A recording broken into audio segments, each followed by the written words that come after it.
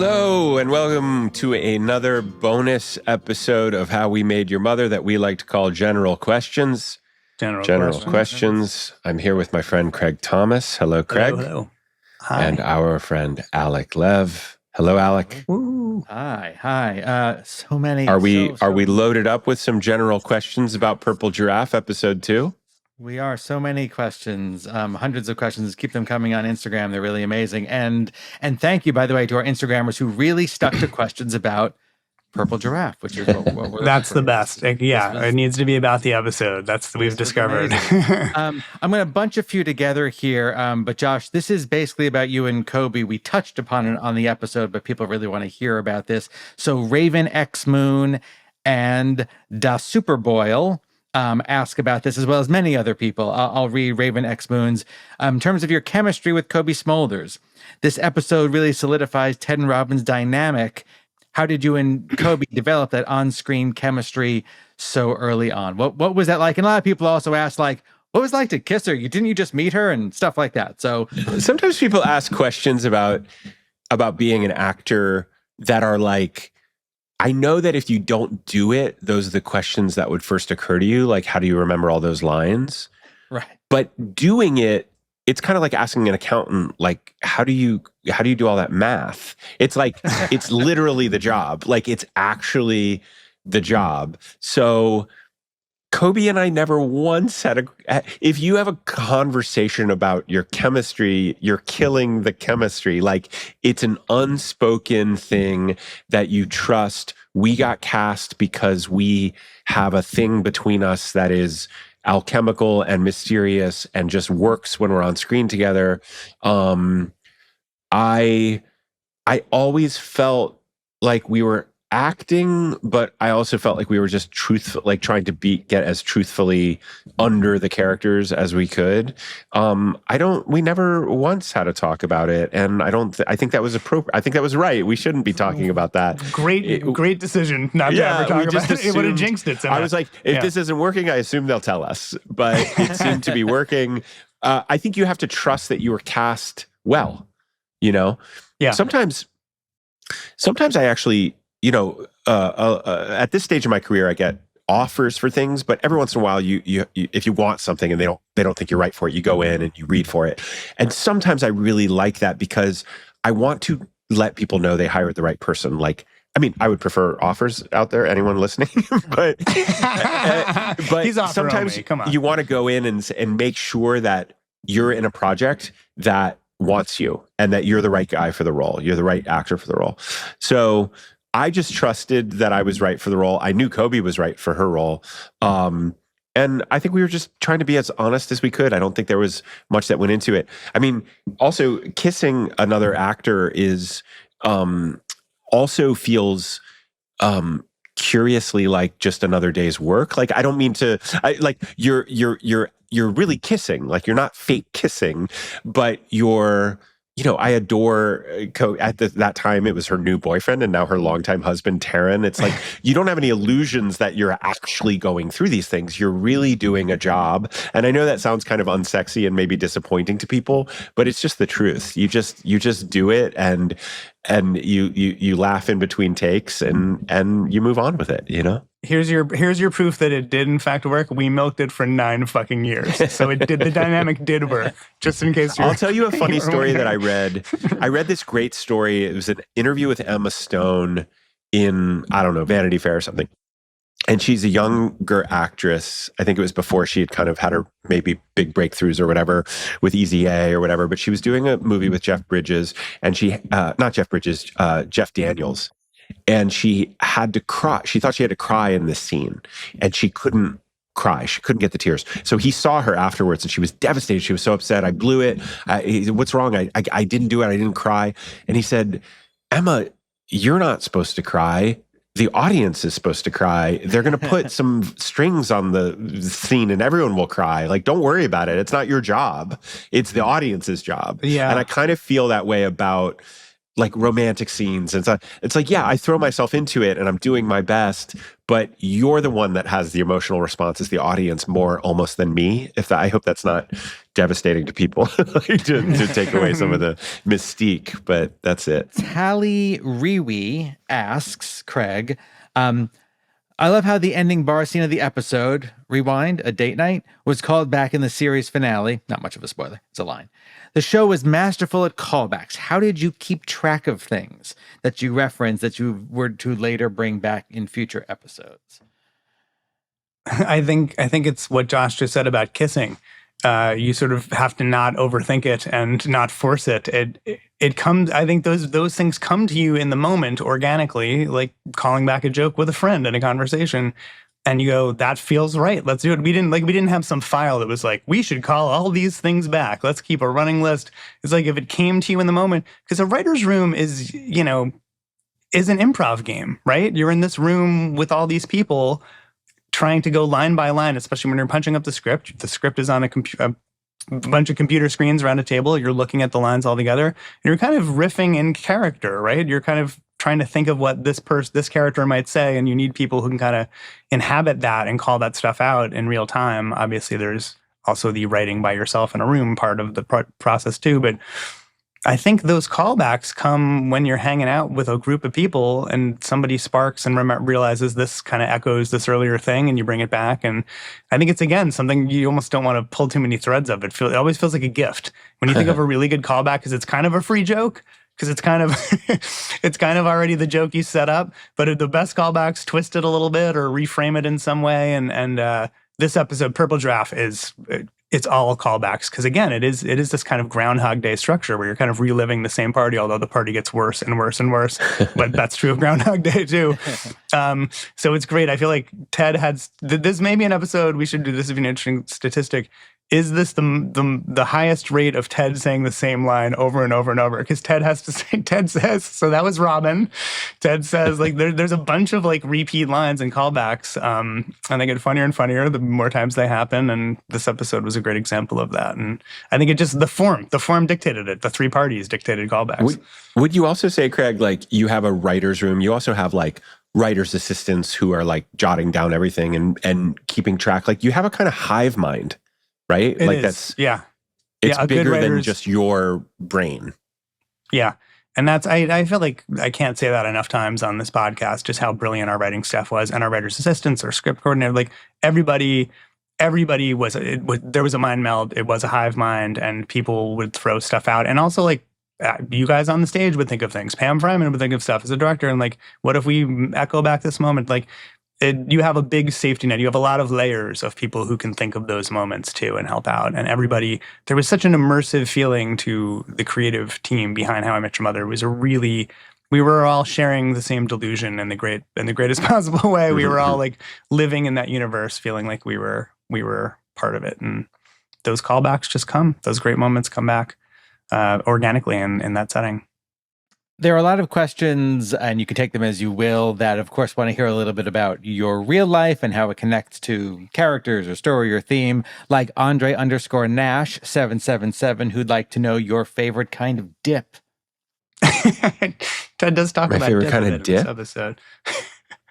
I mean, probably my mom makes this, she used to make it for, I think, Thanksgiving, but like that spinach artichoke thing, which is mostly cheese. That's a good one. With some Triscuits? Come on. Oh, yeah. Oh, yeah. That's delicious. That is delicious. Oh, yeah. Final answer. Oh, no. For me, my mother would make for holidays sour cream with French onion soup mix stirred in. And that with a couple carrots and maybe a couple Triscuits was heaven on earth. It may have been, it was my mother's finest culinary moments. You know what? We both referenced our mothers. We did. Oh my God. It's thematic. Let me do an easy one for you, Josh. So again, imagine people who don't know the way TV shows are made. Jessica Wallace XOX would like to know what you are drinking at the bar, assuming it is not actually beer.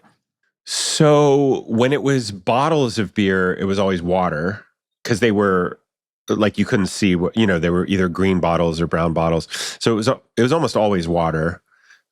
And then the fake beer was fake beer, right? Like, wasn't it just like Fake beer? You tell me. I'm actually. I don't even remember. We need to forgot get what Dave it was. Baker on the show. Was it fake beer? Was it like I think the sparkling wine apple was grape cider? juice. Wine I mean, the was- wine only was definitely time grape. we had real booze was at the close of the pilot. We drank champagne to celebrate. But the rest of the time, I mean, we were in the middle of work days all the time. Like, no one was... It would have gone very, very poorly. It would have gone badly. We We were already too anarchic, you know? yeah. And I wrote you this little ditty to sing to you in New York City.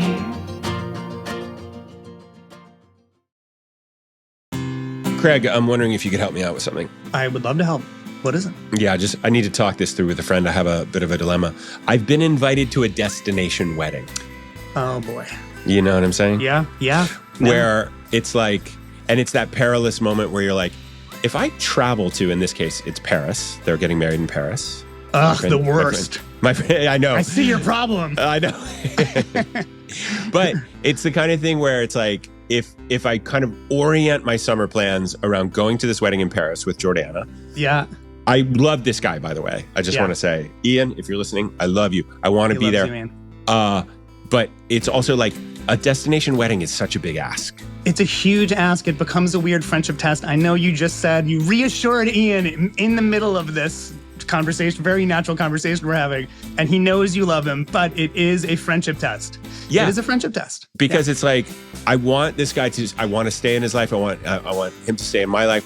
And it also feels like if you go to the wedding in Paris, you are saying, I believe in you. I believe in this friendship. I believe in this marriage.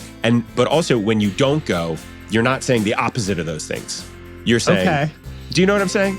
Or are you? Or are you?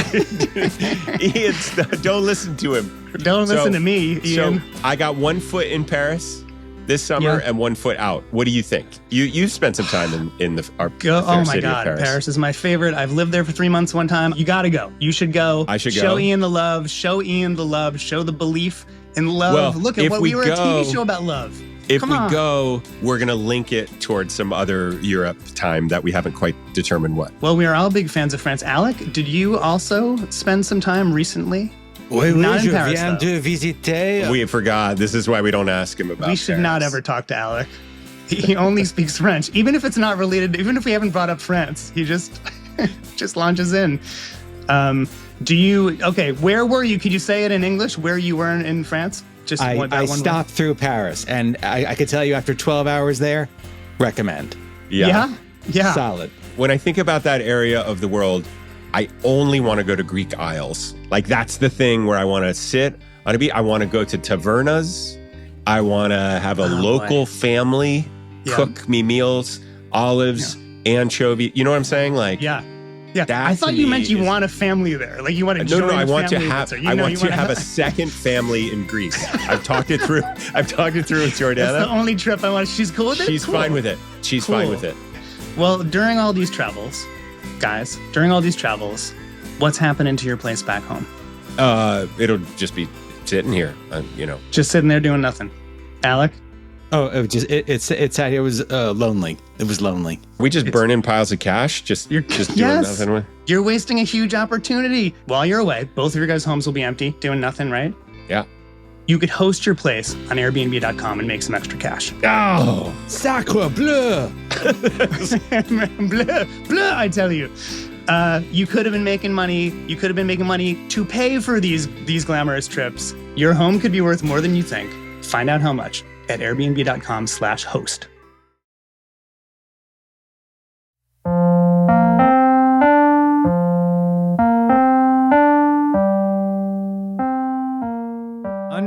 This is a meta one. _generic_ asks, was there any difference between the mood in filming the pilot and the mood filming this episode 2, Purple Giraffe? I always imagine that's the kind of real pilot since the show's been picked up at this point. We talked a little bit on the full episode about how you as a person were sort of handling this.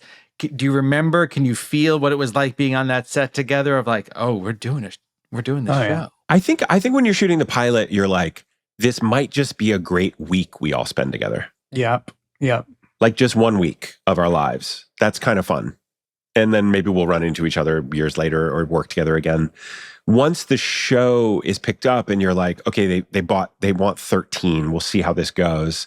There's at least the feeling that you can breathe a little deeper, that you can settle in with these people a little, like okay, it's going to be a couple months at the very least. So I don't know. What do you think, Craig? Yeah, I mean, my mind goes immediately to like, should we put up posters in the office? Should we? Should I bring in family how much photos? do I move in? How much do I put in this desk? How comfortable do we get? And I think there was a little bit of that. There was trying to figure that out. A pilot is inherently not that. It is this. It might just be a week, like Josh said. We knew we had 13 of them. We had 1 plus 12. And so you're trying to believe it's going to go and go and go. And you're trying to sort of invest in, like, you're trying to feather this nest that the intention is to spend at least 100 episodes in. It turned out to be more than double that. But I remember that it's a dance. It's a dance. How do I act like these are my people? Are these my people for the next decade of my life? Or are these going to become my family? Do I let myself trust? That way, do I trust fall into that? It's like a relationship. It's like, okay, I'm excited about this relationship. I don't want to get too excited about it. Totally. It could blow up in my face. It could be taken away from me immediately. So you're trying to be judicious with your emotions, I think, in some ways. It's a hope test. It's kind of like the Shawshank Redemption, like the philosophical, like, is hope a good thing or not? How can you allow yourself to hope? And I remember feeling very full of hope and very excited. And yet there's that neurotic part of my brain. It's like, don't lean into it too much. It could all disappear. But mostly I remember feeling like this feels right. This feels like it's going to go. A lot of people would love to hear about the roof in many ways, _less way. And Swarly Memes, by the way, shout out to Swarly Memes, who does a huge account on Instagram. Great on Instagram. And follow that if you're a Himium fan. Yeah, that's a great one. They've been really supportive of the show. And other things Mateo AAA. They want to hear all about the roof. Did either of you have something you'd equate to the roof? What was the inspiration for the roof?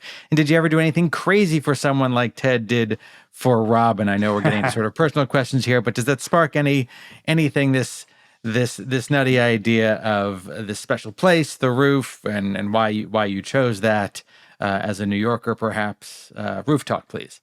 Yeah, I mean, for the choice from a writing perspective was we wanted it to feel like New York. We thought of that rooftop set as like a go-to, like a semi-regular set. So we really sweated, like we really like, and again, our DP, our director, our cinematographer and our set designer, Steve Olson, like we said, we're going to be here a lot. Spend some time on this. Like, really, you need to design this. This is going to be a regular place that we go. And it was because we've all been to those rooftop parties in our 20s. We wanted it to feel like you go up on the roof in New York City and things just feel magical. It just does. There's something that happens. It's like you've climbed through some portal into some other place, and there's something magical about being in a roof in New York City. It doesn't matter where, if it's a fancy building, if it's the exact opposite. There's something about being in a roof in New York that is so evocative of your youth and your 20s in New York. And we couldn't get to that roof fast enough. If we could have got it in the pilot, we would have got there. But episode 2, we're getting to that roof in these parties. There's also something about living in New York, like, any sort of roof space is like really fancy and luxurious. like gold. There's, there's chimneys and air conditioning units up there that are loud and annoying. I remember, I think it was Seth Meyers' like last special, where he talked about, like, we have a nice New York apartment. If you're not from New York, you come over and you go, this is a nice apartment. If you are from New York, you come over and go, this is a great apartment. The standards of like, so we have outdoor space, like, if our outdoor space in Ohio would be not that impressive, but in New York, it's quite lovely. And I think like it was a very specific New York rooftop where it's like, you got to climb out on the fire escape. Yeah, like it's not, it's a little bit dangerous to get up there. Yeah, it's not glamorous. It feels a little bit but like, once you're there, if you're too drunk on that roof, you got to be real careful. Yes, it's so true. There's danger. It's a little gritty. There's a little danger, but it's magic. And I remember it being very important to us, like, you have to see sky. We wanted that feeling of seeing sky because out the window of the hero apartment of Ted and Marshall and Lily you see a building across the way, because we didn't want it to be like, there was always that thing of like, how could they afford that apartment on Friends? You see with that like great view out the window of sky. We thought we'll we'll go realistic. Carter and I lived in an apartment in 75th Street when we used to write for Dave Letterman. You looked out the windows and you saw buildings. It was not high up. It was not fancy. We said, let's go for that move. And Steve Olson wanted to do that too. He was like, they live in an apartment that just looks out at buildings. So he said, but we need sky. We need to see skyline. We need that magic New York City rom-com skyline. So he said, if there's just buildings out the window of the apartment, the rooftop has to be a character, a recurring character. And the roof becomes an important playing ground. That's where Ted howls at the heavens and makes it rain. That's the leaping, from roof to roof, whatever pumpkin, that. Slutty pumpkin. The leap.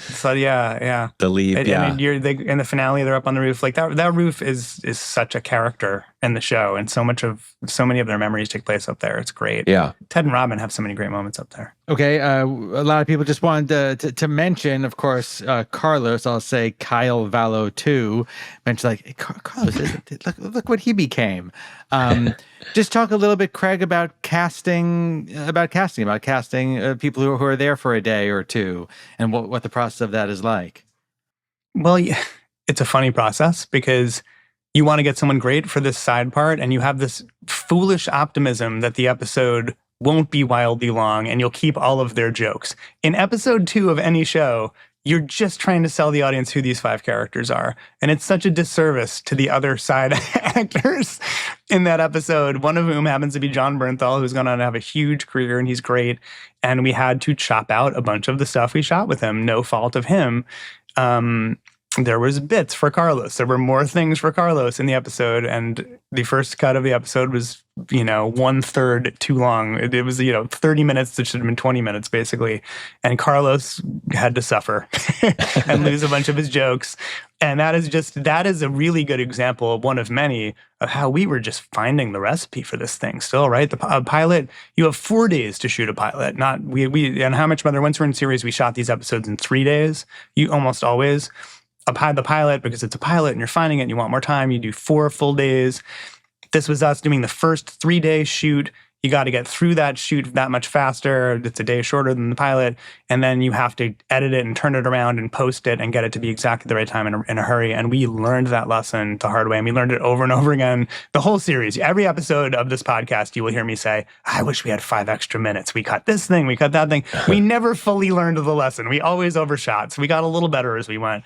But so John Bernthal, great, and he's wonderful, and apologies to him because we certainly had more good stuff of his, and we had to, of course, focus on our 5 characters. And John was, I remember him back from New York, even in LA. I think, got out of school around the same year, and when you have a good enough agent, you end up on this kind of audition circuit for all these shows, for all these movies, and you end up in these waiting rooms with the same guys who are like in your class. I was in so many waiting rooms with John that we ended up having like lunch once or twice just because we were leaving at the same time. So when he came back on the show, he was like my old friend from my auditioning days. I did not know that or remember that. Yeah. But it was so fun to see him, and it's been so great to watch him like have such a killer career. He's a great actor. No, he's clear.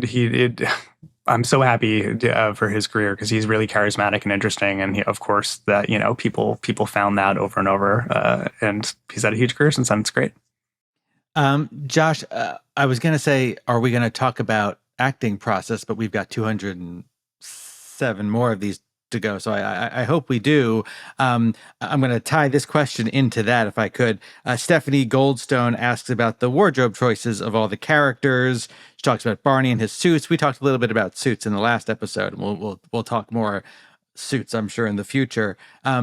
For you, Josh, can you talk a little bit about Ted's wardrobe, Ted's costume, and what that does for you as an actor? How much it influences you? Or like, yeah, just put it on, or it's like, oh, it's this. Now I feel a new thing. Yeah. I mean, it's interesting in a show that is set, in the modern, I mean, it's a flashback show, but we were playing 2005 as 2005, right? So, yep. I did notice that Ted's blazer had a real strong shoulder, like a real structured kind of shoulder. I think, I am a weird, strange, like I did this show Hunters on Amazon, and I was playing like a 1970s coked up movie star Nazi hunter. And I wore outrageously cool, interesting 70s wild clothes. But it was because I was in the character of that. Like I could never pull off those clothes in my life, but I could as the character. Because I was playing Ted, who was more, he was like closer to me, like biographically and age-wise, and even his sense of style, I never drifted that far from my own sense of style. However, I think I'm a little like sloppier than him. Like he was more like buttoned up than me. Like I mean, obviously it's TV, it's always ironed or whatever, but you know, he wore blazers. There was something always like professorial about his look. What's that line that really, it was in the Mandy Moore episode. You'll remember this, Craig, where Barney has a thing like, Ted has a classic look that never goes out of style season to season. Or do you remember when he like talked about Ted's wardrobe? God. Yeah. We'll see it soon. I don't remember it verbatim, but yes, I like that line. Yeah. We'll get there. But I think there was something, he's not the most adventurous guy when it comes to his sartorial choices. Is that the right word? That is a very good word. But, extra points. Yeah, but I thought I never would wear something that was out of the question that I would wear. Although sometimes you look back and you're like, that's a dated shirt. Like I think we'll see some. I think we're going to see some. There was a phase where they were putting Lily and Robin in kind of like a lot of like satin tops that they kind of rebelled against. And then they were putting me in a lot of like Western shirts. Like there was a Western thing. There was a little Western thing going on. Like I feel like in season 2 there was a bunch of that. It was season 2 or 3. Shirts that had kind of like bold, weird like designs down like one half of it. Yeah, and I was always like, okay, I'll trust them. But then I look back and I was like, I think there's going to be some tough moments coming up for us on this podcast. Rewatching some of those. But you know, you have so many clothing changes. So like me and Jason, like we would wear the same pants for like a whole episode, like the same jeans and shoes. So we would just change out our shirts and put on, you know, like we change on set, like you just start changing in front of everyone because you don't want to walk all the way back to your dressing room. Siegel didn't go to his dressing room once, and Siegel never went to his dressing room. He constantly changed in front of everyone. Yeah, totally. It became a very, it was very much like a locker room. No one people just batted an eye walking with me and shirtless. No, it became so normal that you guys would just be disrobing. And it was good. We needed that because we had so many freaking scenes and flashbacks and jump arounds. It's like, I'm not going to change my pants for this one. Jason always said, in real life, I wear the same jeans. Jason always said the thing he was most impressed with by me was when we would wear suits or I had to put on a tie, that I could put on a tie without a mirror. Like that I could just put on the tie just standing there, and he was absolutely floored by it. Oh my God. That's really funny. It's really funny. Let me ask you about Jason and Allie, or about Marshall and Lily. This is even more so, I'd say, than the first episode, though tied to it. I think both the first and second episodes they're giving you little flavors of these two. And it's a very different kind of television relationship, that it's young, but very established. You know, now they'll go through their rocky times, but often they'd be the Sam and Diane character. They'd be the, let's get these two together, that you're starting with them, not just kind of together, but deeply together, but very young. And right away, and also the show is very sexual and very filthy right from the beginning. But we're just getting hints of them. Can you talk a little bit about Marshall and Lily and where they were in the pilot? How are you starting to think about them here in episode 2? We liked the idea of showing a couple that really enjoyed each other. And it was not the Bickersons. It was not, they're going to be fighting. You're going to watch like them having these marital spats, but then in the end they make up. Of course that happened. Things like that happen sometimes in the show, but we thought the default setting for these two is they love each other. They're partners in crime. They're going to go through stuff together. They're going to be on the same page a lot of the time. They're going to genuinely be amused and delighted by each other. Let's have the fuel for them be, they have all of this history and they want Ted to catch up to them. They want Ted to find the right person so they can double date. They want Ted to find the one for their own selfish reasons of having people to double date with. Because this was true. My wife and I got together very young, and you couldn't find anyone to go out with on a double date because everyone's love life was in fucking shambles because they were 25. and we'd been together since freshman year at Wesleyan. And it was really hard. You rooted for couples to survive and last. Like, they seem cool. I hope they stay together. I want them to be like our couple friends, and then it wouldn't happen. There's something funny about when you find the person you really want to be with. It's such a big thing that's been kind of solved. I don't know if that's the right word, but it's like it's one of the biggest choices you make. And you have all this energy that used to go into searching, or, even like your social energy is mostly predicated on maybe I'll meet someone. And then we meet someone and you're like, it's 8:30. Let's get into bed and read. Like, that just happens very quickly. Yeah. But there's something funny about the energy that it gets put into, like, who can we set our friends up with? Like, for some reason, couples love, like Jordana and I do this. We're like, what about so-and-so? Like, you turn into these Yenta matchmakers immediately when you get married. It's a zombie weird. movie. Zombies want to make more zombies. That's not the most flattering thing I've ever said about couplehood, but you know what I mean. You want company. And you want double dates. No, it's true. I also thought one of the great things, one of the great visual metaphors for Marshall and Lily was the no-look high five. Oh, yeah. Yeah, it's a great, that's a metaphor for their relationship. It's really true. Anytime we could write a joke where the joke implied shared history, like the bunk bed joke in the pilot, or even that joke in Purple Giraffe, guys, boundaries. I loved how you delivered that, Josh, because it was like Ted has said guys' boundaries hundreds of times to them over the past 6 years of knowing them, or however many years more. Yeah. And I love jokes that imply that history, and they are the parents. They are the parents that the kids are grossed out that the parents still like each other. Ted is the kid. All the other friends are the kids, and they're like, oh God, I think our parents are still fucking. This is terrible. And it's like, but they love each other, goddammit. It's a good thing. Now, I have to say that the by far the most questions came in on something we touched on in the original episode, in the real episode about this episode. But let's talk about a little bit more, and I'll expand it out a bit. I'll give Flynn Hegney the question. This was the start of the purple versus yellow theory. Can you explain it? So I'm sure you've heard this phrase before online, the purple versus yellow theory, that this is a thing. And you talked a little bit about in the episode we released a couple days ago about the difference between the fans' experience of the show and your experience of writing it and of creating it. And especially this many years on, I find this really interesting that I don't want to say, of course it's okay. It's not just okay that the fans are creating a mythology or finding a mythology or asking important questions, but it's the whole point of it. It's the whole point of hanging the picture, the art on the wall. The artist doesn't get to hang out and tell people, no, it doesn't mean that. It's this. Yeah. That's what they're there for. But can you talk, everyone wants to know about it. Everyone wants to know the purple versus yellow theory, but then expand that out to just how you were seeing things from the inside. Can you lay out what this person's I don't know what this purple theory versus is, yellow by the theory way. is? Just I've heard some talk of it, but I don't know that I have my mind all the way around it. I think that actually that's an important thing. I don't either, but there are dozens, if not hundreds, of questions that simply put it out that way. It's over and over. It's the purple versus yellow theory. This is the beginning of the purple versus yellow theory. So I guess that almost answers the question. I think we have to study up, because I've heard it talked about, and I think I've looked into people's descriptions of it before, but it's definitely something people are retroactively putting on the show.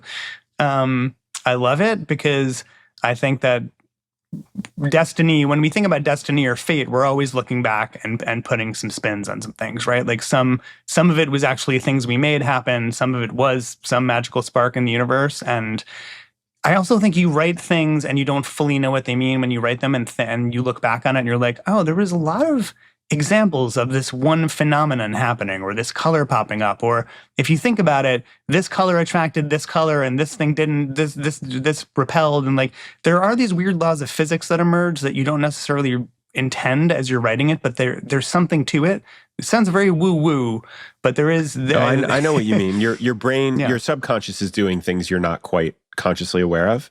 But let me. I just asked Claude. Can I tell you what Claude said? Please.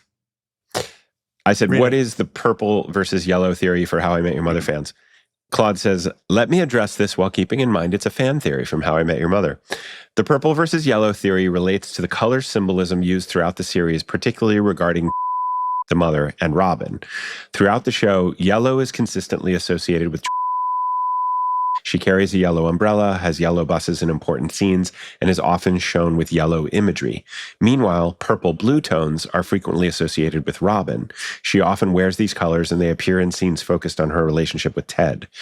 Fans noticed this color coding and developed a theory that the show's creators deliberately used these colors to subtly hint at the series' eventual ending. This color theory gained particular attention after the series finale, as fans looked for clues. Okay, we won't go into that. Claude says, I should note that while I strive to be accurate in my response, since this involves fan theories interpretations, this may have evolved in online communities. You might want to verify specific details with Him fan communities or official sources. We're official sources, right, Craig? We are. I think we count as official sources. We can we can verify that we weren't so clever as to think ahead of time. These will be this will be this long game, this incredibly thought out, like long-term plan. But certainly we were very big on color coding characters. Well, in some ways, this theory is a testament to all these other Easter eggs you put throughout the show, because people, like, you really did bury a lot of interesting stuff in there to be kind of for people to make connections and have these aha moments around. So of course it would lead to them thinking, well, yeah, they color coded the two women. Yeah, and we did. I mean, ultimately there was this kind of like yellow, bright, shiny thing that Ted was chasing through New York and seeing glimpses of it, and it was like that was her energy. And also Robin, who had a very different energy than a different kind of place in Ted's life, and was these sort of different colors. I would just say we endorse this theory. Like I'm a fan of the theory. I like it. I just don't know. I like this theory. I think how the conscious theory it was. Emerged more subconsciously than as some big plan, but I think there is very much something to the theory. I am guilty. Please acquit me. All sins are forgiven in New York City. How We Made Your Mother is hosted and executive produced by Josh Radnor and Craig Thomas. The show is produced by me, Alek Lev, and our co-producer is Doug Matica. Our audio producer and mixer is Alex Reeves at Point of Blue Studios. Artwork by John Morrow. Please follow, rate, and review the show on Apple Podcasts or your podcast player of choice. It really does help the show. Our theme song is NYC by our own Josh Radnor. Special thanks to Lola Kennedy and Elliot Connors. Visit howwemadeyourmother.com to sign up for our Substack mailing list and for links to our social media. You can also click on the contact page to send us an email or a voice message. Your stories and questions are an important part of the show. Subscribe to Josh Radnor's newsletters on Substack. Read Craig Thomas's published prose at craigthomaswriter.com. And you can subscribe to my Dead Fathers Society, also on Substack. To learn about how you make a difference, this show's ongoing campaign to raise money for congenital heart disease research, check out the Make a Difference tab at the top of our website. This episode was made possible by the support of Backyard Ventures, marketing provided by Tink Media. People will, in fact, dance. The real question, it just hit me. Am I in love with you or just New York City?